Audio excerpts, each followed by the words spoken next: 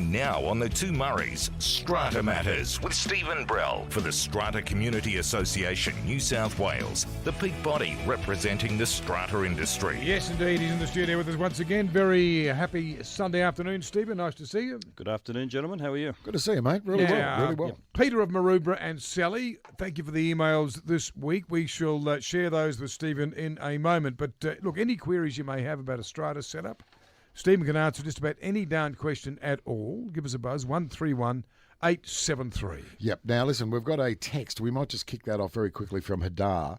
In our retirement village, we believe our strata is possibly a bit dodgy, right?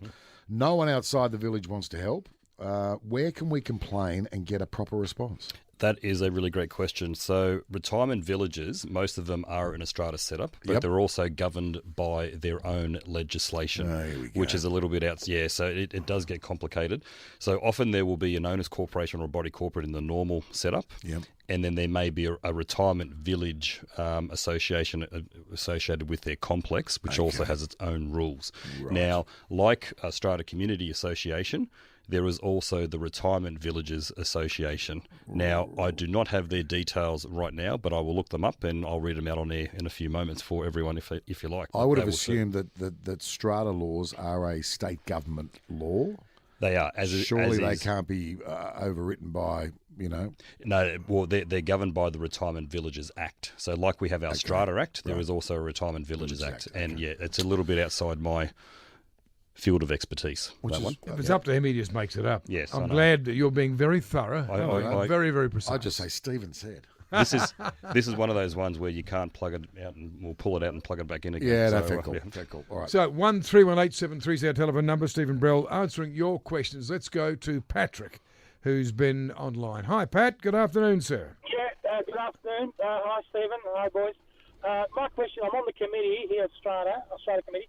My question is about the very important issue of the childproof window locks, which are legislated by the New South Wales government. Now, my question around that is, it's compulsory, but is that responsible with the Strata Committee, or is it the owner of each unit above ground? I believe the ground floor units are exempted, but above ground, who pays for those childproof locks? Is it an annual thing? And also, what's the situation with a tenant? Yeah. Who deals with tenants? So there's multiple questions there. Sorry, Stephen, but just a couple there. That's okay. No worries at all. Just for the benefits of everyone listening. So back in 2015, the New South Wales government. Sorry, that's not quite right. Back in 2013, the government, New South Wales government, brought in laws requiring that all units or windows that have a fall of more than 2 metres from the window have a child safety proof lock put in. Okay, and the lock is supposed to restrict the opening of the window to no more than 12.5 centimetres. Now, back in 2013, owners corporations had 5 years to retrofit their buildings to get these in, so most owners corporations were compliant. Now, something which I've never quite understood is in 2018, when that became law, there was no annual certification or anything else put in place. So since 2018, so it's now 5 years down the track, there may be windows that are now non-compliant. So, Patrick, getting back to your question, however, one thing that the law does state is that it's the owner's corporation's responsibility, so the body corporate's responsibility to make sure that those windows locks are compliant. Who checks them? Great question. At the moment, no one. Great question. Good question. And this is, I think, a deficiency in the law, is that there is no annual certification process to make sure that the locks are in place. So there's laws that exist that no one's policing them. That's right. So why do you even have the law? Yeah, that's right. And well, part of the problem is, and the reason why the laws were introduced was quite tragically in 2013. 5 children fell out of windows and were quite seriously injured. That's the reason why they brought the laws in. Yep. But there was no compliance piece following that up. Wow. Okay. All right. That's what I would have said too. Yeah. You would have? Absolutely. Stephen's on the money. So if Stephen's ill, you'll be able to do the segment as well as cost a car? No kidding. We'll get rid of all our guests in about 3 weeks. You know that, don't you? And Haydar's come back, says the association won't do anything except advise me to go to the tribunal. Ring back, ask for Stephen. He will put you straight. No worries at all. No. The tribunal. Oh, yeah. Okay. All right. Hello. Yeah. Hello. Yeah, hello. I know you haven't had much to eat because you didn't like anything we had. Well, I did. I had a salad, and look what it's done to me. 131 that's our number. Where are we going? To French's Forest, because I believe Arnell is online. Hello, Arnell. Hi there. How are you? Can you hear me? Yes, Yep, indeed. Yes, yes. Yeah, okay. I've recently bought a unit in a strata building, and that needs full renovation. We put an application in for the renovation, and as we wanted to take the air conditioning from the balcony and put it on the roof, we had to do 2 bylaws. Right. And the committee agreed on the renovation. They said, yes, we're happy with the renovation, but they reneged on the bylaw as it applied for the air conditioning, putting the air conditioning up on the roof. And for the last 2 months, so we said, right, yeah, well, let's not worry about the air conditioning. Let me start on my renovation. They said, no, you can't do anything until you get approval on everything.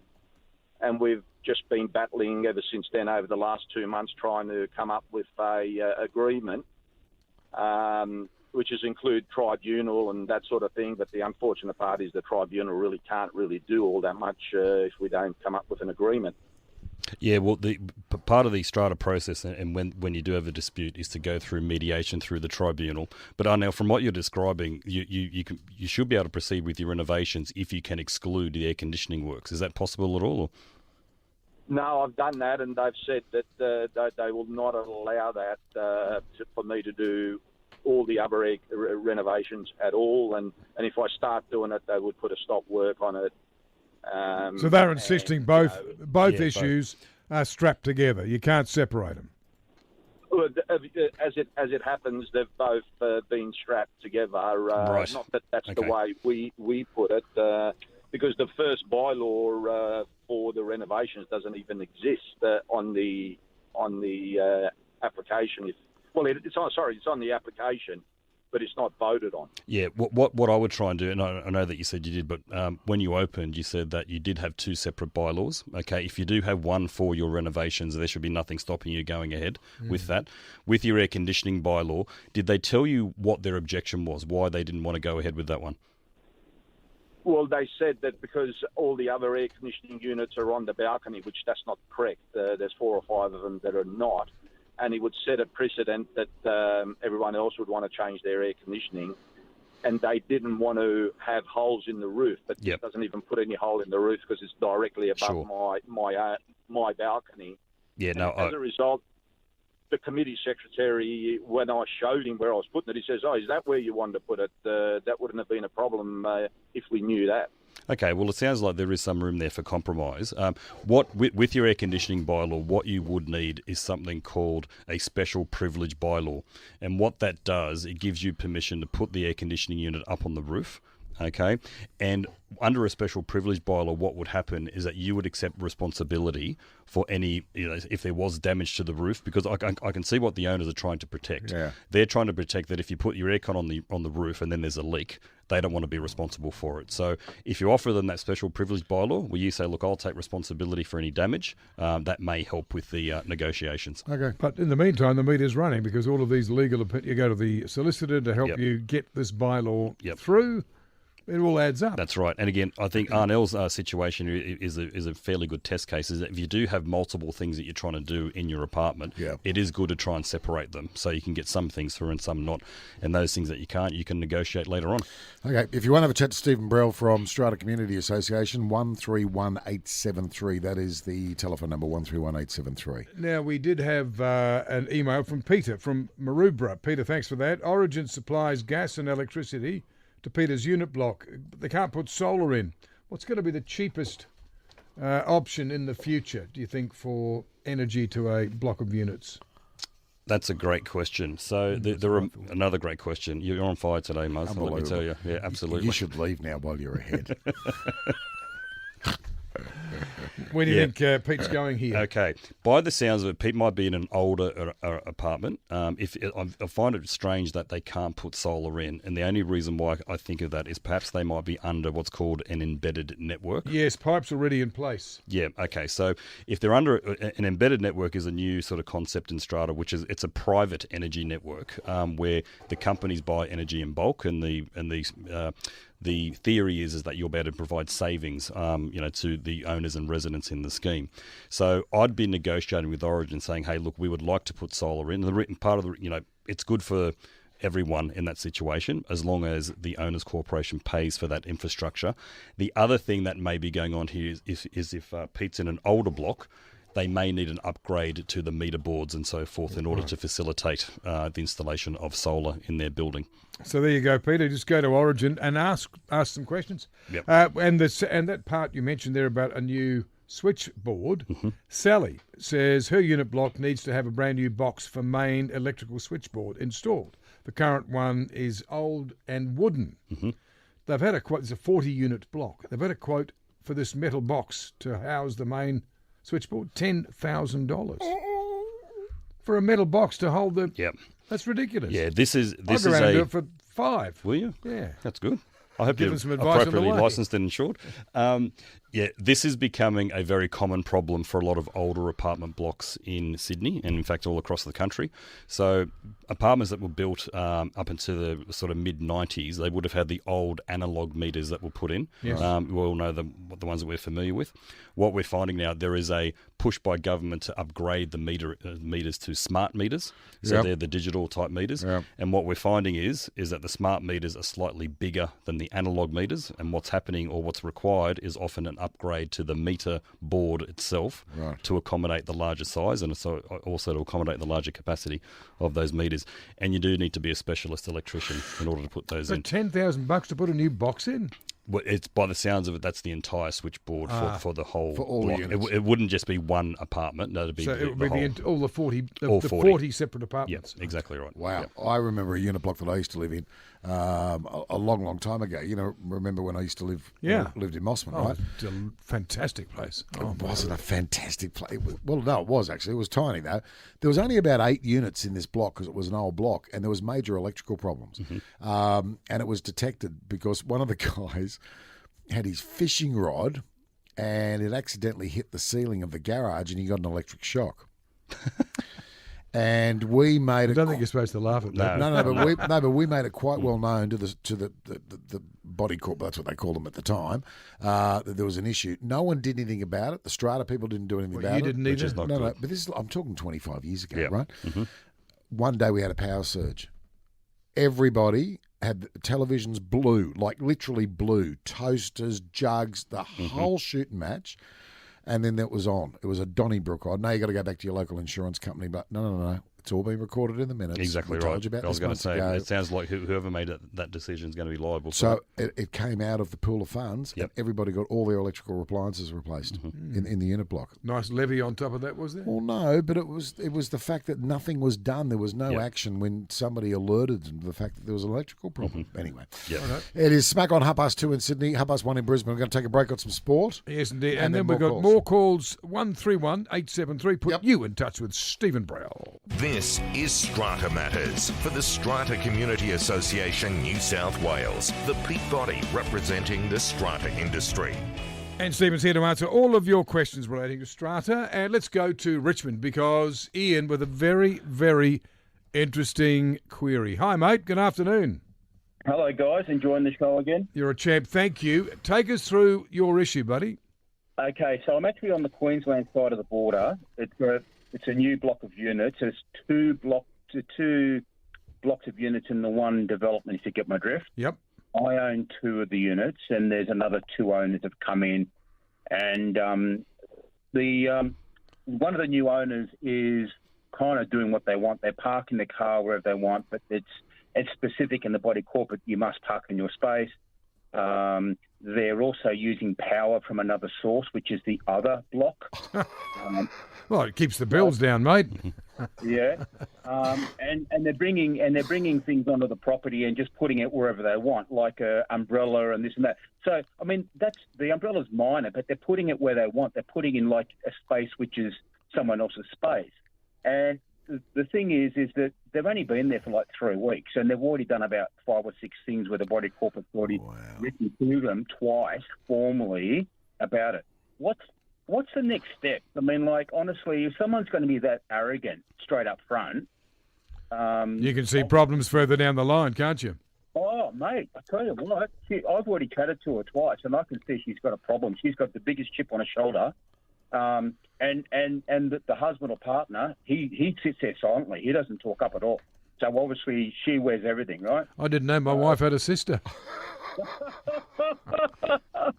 Yeah, well, that reminds me of someone else too. But anyway, so the thing is that what's the, being a majority owner in terms of owning two of the units, what's the steps, man? Yeah, it's a common problem and one of the challenges that many strata owners face. Look, every strata scheme, regardless of where it is in Australia, will have a set of bylaws that have to be followed by the residents of the scheme. Again, my initial advice was going to be, look, perhaps just trying to talk to this person politely and see if you can resolve the issues, because a lot of new owners into strata complexes don't quite understand what the rules are and what the regulations are. He's been there. Yeah, exactly in right. 3 weeks. Yeah, that's right. And by the sounds of it, you've had your manager send them a couple of letters, which was going to be my next piece of advice. Following that, you need to get formal. So what I'll be doing, if you're up in Queensland, they have their version of their civil tribunal, which is called QCAT, which is the Queensland Administrative Tribunal. Like New South Wales, what you would do is apply for mediation, which is a formal process where you get round a table with a professional mediator, and then you can walk through what the problems are. Right. So again, there is, there is things that you can be done, and I know that people can be a little bit prickly when you first approach them. Often it's how they're approached. It's one thing which I think strata managers and strata committees need to do a lot better is their communication with new residents, because often they don't know that they're actually breaching the rules. Yeah, so I tend to look for a softly approach, but I carry a big stick and go from there. Okay. So I always find that you can achieve a lot of things after dark as well. So I hope that helps. I wouldn't be advocating for that. And No, not at all. No. The Queensland number for the equivalent to the New South Wales Strata Community Association, 07 3839 3011. So if that helps, maybe give them a call. And as Stephen said, get formal. Yeah. 07 3839 3011. All right. Let's have a chat to Robin, who's in Bondi. Hello, Robin. Hey, how are you? Good, thanks. Good afternoon. How can we help? Two questions. When I approached my electricity company about getting a reduction in my plan or whatever, they said to me, "You don't actually have off-peak in the block." Now, why would that be? So there's no option to go to an off-peak to reduce the cost. Robin, how old is the block you're in? Oh, no, only about 7 years old. Yeah, okay. So by the sounds of it, you may be in a scenario which I mentioned earlier, which is an embedded network. Now, these are relatively new in the strata world, and what it is, it's a private electrical network, which is often put on by one of the majors like an Origin or a Energy Australia or all those sort of types. And again, because they're buying bulk energy, they tend not to provide you with off-peak rates and so forth. But again, did you ring your energy supplier? Yes. Oh, no, I didn't ring the supplier. I rang so we can choose who we want to go to. Right, okay. But but energy, I think I'm with AGL now, or Energy Australia. I don't know. Keep okay. swapping. Well, it does sound odd if you've got individual metering. Then, like any person with a private energy supply, you should be able to get off peak and go from there. Okay, all right. Good on you, Robin. Thanks so much. 131873. Where we go, Muzz? We're going to go to Maroubra because Mary is online. Hello, Interesting Mary. question, this. Mary, I've got a question.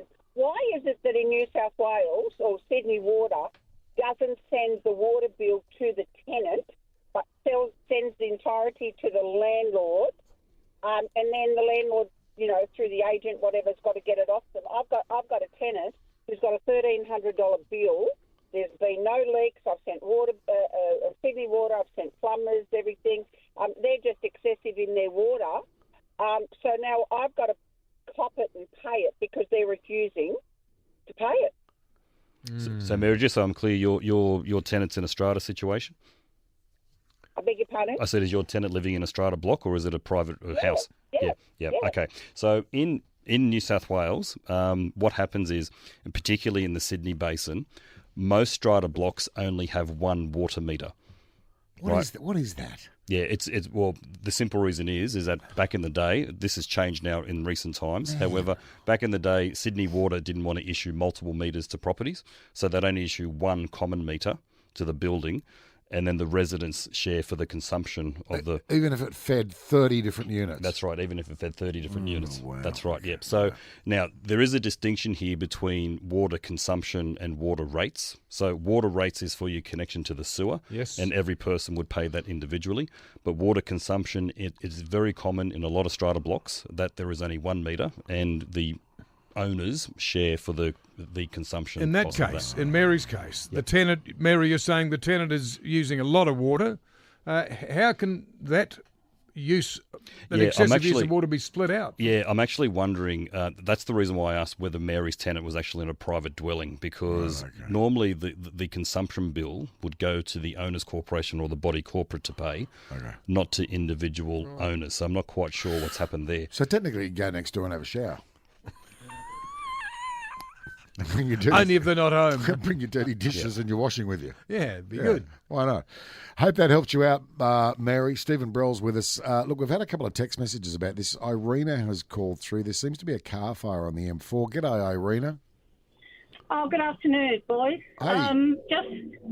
I would suggest the police need to get here immediately to stop cars heading onto the Homebush on-ramp. Right. Because it's just past the on-ramp and the car is completely ablaze. Everybody out of the car? Could you see people on the side of the road? There's another car just before it, and really they need to get away because it just looks like it's going to blow up. Thank you very much. So that's the Homebush off-ramp on the M4. Homebush on-ramp. On-ramp, I beg your pardon. On-ramp. Okay. Forgive me. Okay, well, thank you, Irina, very much indeed. Wow, okay. So car fire on the M4. We'll see if we can try and get some more information in regards to all of that. 131873 is the telephone number, 131873. Stephen Brell is with us this afternoon from the Strata Community Association. One thing you wanted to touch on today before we take some more calls, and if you do want to have a chat to Stephen, 131873, is insurances and the whole liability thing. And I'm just wondering... is there new news in regards to all of this or any changes that have taken place? Yeah, so this is some fairly exciting news for New South Wales strata owners. You may recall last week I mentioned an initiative by the New South Wales Building Commissioner, David Chandler, which was Project Intervene. Yep. Now, Project Intervene initially was just set up as a trial, and it was due to end on the 30th of November this year. Yes. We've learnt during the week that this program is going to be extended to become a business as usual type scenario. So what this is for building defects, and it's for owners in existing strata schemes. Okay. What they will do is, if they are concerned about defects, they will essentially, all they need to do is go to the Commissioner's office. He will appoint a building inspector to go out and look at the property for them. Right. If they do find defects, he will then step in to the owner's shoes and negotiate the repair of those defects on their behalf. Okay. And the reason why this is a huge win is because the owners save on the cost of the building defect report itself, and they also save on the cost of legal action against the builder or developer. And the defect is repaired without any whack in the back pocket of the owners. Yeah, that's right. So there's only two provisos with it. Number one, the building has to be within the 6-year statutory warranty period, right. And the other thing is the builder/developer obviously has to be solvent. So the Office of Commissioner can pursue them. So this business of phoenixing a company and flying off to Middle East is not, as in the case of a very prominent Sydney developer. That would not apply in that case because he's gone. Again, his business has gone belly up. Yeah, that's right. So the builder developer has to be solvent, so they can chase them. So if they're not solvent, then regrettably there's not much the commissioner will be able to do. Right. But what you're talking about there, Muzz, is something called decennial liability insurance, and you spoke about this a couple of weeks back. So yeah, the builder's taking out insurance. That's right. Yeah. So this is something new, which again was one of David Chandler's mandates. I'm way ahead of you are. You are. Absolutely. So, this was something which the Commissioner tried. It was one of his pillars that he wanted to bring back to the construction sector was the insurers getting back into the market to insure the builders' work. Yep. Now, we've got the very first project that's coming up that's got this type of insurance in place. It's in Bexley, right down in Sydney South. And again, it's just another pillar or another avenue for owners to pursue building defects if something goes wrong with their property. Okay, beautiful. All right. 131873 is our telephone number. 131873 is our number. Give us a buzz. Stephen Brell, our special guest. Stephen Brell is with us from Strata Community Association. You've got an email. I've got a quick text for you. Yeah, Judith has come through. Thank you very much indeed with an email this week. The owner of a unit in our block sold his place, but he left, and there was a big rubbish pile left. We didn't report him to the Strata because, frankly, we were a bit afraid of him. He's in his 80s and does have dementia. Yeah. But he came back and, he basically made a heck of a mess in our community toilet. He poisoned the garden. A renter in our apartment block is a friend of his. He continues to torment us. What do we do? Is this bullying or elder abuse? I'm 76. What do I do? Can the Strata help? What's the next step here?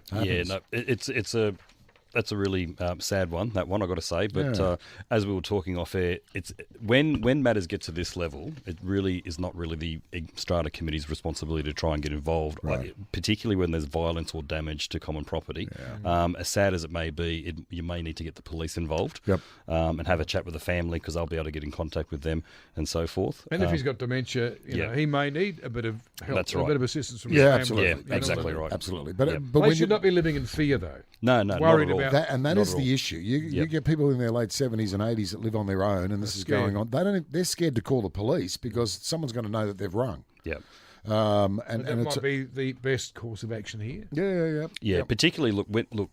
Hopefully, when we're living in a strata environment, we can try and keep things civil. Yeah. But on occasions, just like society, things need to be escalated to those with more authority. So, quick one from Patrick. Hi, Stephen. What's the story with a two-lot stratas, such as a pair of semis with a parting wall? Are the two owners required to run it like a block of units with formal meetings and budgets? Yes, they are. So, two people. Yeah, that's right. So two-lot strata schemes make up, they are the largest group of stratas in New South Wales. Most of them are self-managed because they are fairly simple. And because they're simple, then your administration is also simple as well.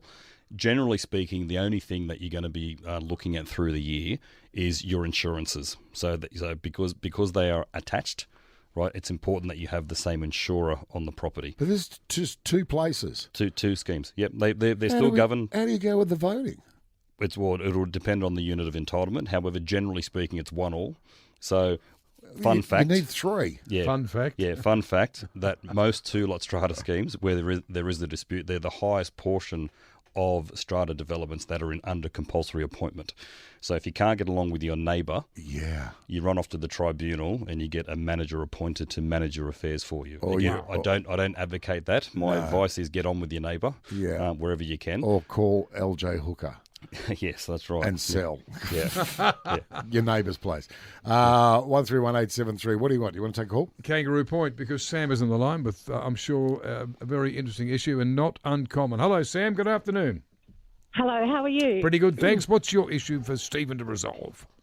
Okay, my issue is I'm a renter, and I first noticed the problem. I was getting flooded outside by the outside drain, and I've written numerous emails to the owner, who is coming back at me every time that she's dealing with body corporate. And for 3 years now, I can't get the outside drain fixed, and I've been flooded 12 times. Oh, what? I know, and I am just caught. I've rang the RTA. They tried to get me onto the body corporate people, but I'm only a renter. I'm not an owner. So I'm not sure where to go.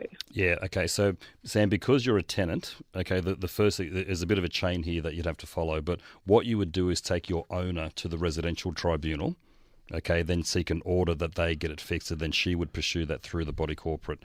Now, as a resident of the scheme, you can also lodge your own case in NCAT to get the owners corporation to fix your drain. Again, without knowing the specifics of your problem, it may be an owners corporation or a body corporate issue, or it may be your landlord's issue. But again, without knowing the dynamics of your property there, however, there are a couple of avenues there for you to pursue. So you can pursue it through the residential tribunal, or you can pursue the owners through NCAT. Okay, hope that helps, which you Sam. shouldn't have to do because your owner should do that. However, there are a couple of options there for you. A very quick one from Barbara has a text in. My sister lives in a block of units. One of the residents wants an exhaust fan in their bathroom window. who pays? The owner's corp or the unit owner? Now that would be the unit owner. So There you go. anything that you're doing for yourself, whether it's in addition to what's already there, you would pay for that yourself. If you're sticking it into the window, which by the sounds of it they are, you would need to get permission from the owner's corporation. Oh, you or need to body get corp. permission. Yes, You've got to pay that's for it, right. but you've got to get permission. Yeah, that's right. I hate permission. Look, we haven't got around to discussing brand new laws regarding pets and electric vehicle grants, so we'll have to look at that We'll next have to week. do that next week. Do that yeah. next week. Yeah, absolutely. So Strata Community Association, we can Google that up. You've got a contact us section. What's the best number to ring you guys directly? 9492. Yep. 8200. And as I said last week, don't forget to follow us. We're available on all the usual social media channels as well. Perfect. All right. Muzz will be all over that, won't you? Oh, no kidding. You'll be surfing till midnight tonight.